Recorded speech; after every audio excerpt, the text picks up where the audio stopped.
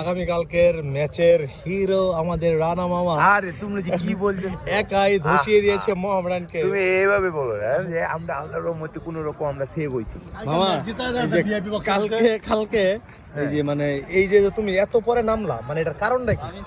পরে আমাদের টিমে যে ব্যাটিং লাইন আপ, হ্যাঁ এদেরকে যদি আমি পরে ব্যাটিং করাই, হ্যাঁ ওরা এমনিতেই শেষ হয়ে যাবে। আমাদের টিমে তো সব মনে করো আন্ডা বাচ্চা ছেলে, না না আন্ডা বাচ্চা মানে আন্ডা বাচ্চা ছেলে আমি ধরবো, এরা পরে ব্যাটিং করতেই পারবো না। আচ্ছা বাট যেটাই হোক মানে এজ এ তুমি তো ক্যাপ্টেন নাকি? না না, সালমান ক্যাপ্টেন। আচ্ছা যেটা মানে তারপরে তুমি সিনিয়র, মানে আমার হিসাবে তুমি ক্যাপ্টেন তো, মানে এজ এ ক্যাপ্টেন হিসেবে ভাইস ক্যাপ্টেন হিসেবে তুমি যেই ডিউটিটা পালন করছো মানে বেশি ভালো যে ব্যাটিংটা করছো সে একজন সিনিয়র প্লেয়ার হিসেবে।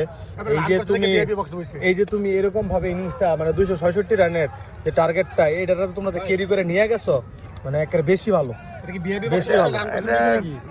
ছিল ওভার ছিল তো, আমি আমার সাথে যে আবিদ ব্যাটসম্যানটা ছিল তারে ওরে বলছি যে আমরা খেলতে থাকি, আস্তে আস্তে খেলতে থাকি। পরে ওদের তৌফিকে যেরকম লাস্ট ম্যাচে মানে লাস্ট 3-4 ওভারে 60-70 নিচে, আমাদের যদি থাকতে পারি মনে করো এরকম সম্ভব, এই বিশ্বাসটা ছিল। তোমার এই সাপোর্ট আর সালমান আর আতিকের ফিনিশিং, হ্যাঁ ওরা আসলে সত্যি মানে কি অসাধারণ ইনিংস, বেশি ভালো ব্যাটিং করছে। যাই হোক নেক্সট ম্যাচের জন্য বেস্ট অফ লাক। হ্যাঁ হ্যাঁ, থ্যাংক ইউ।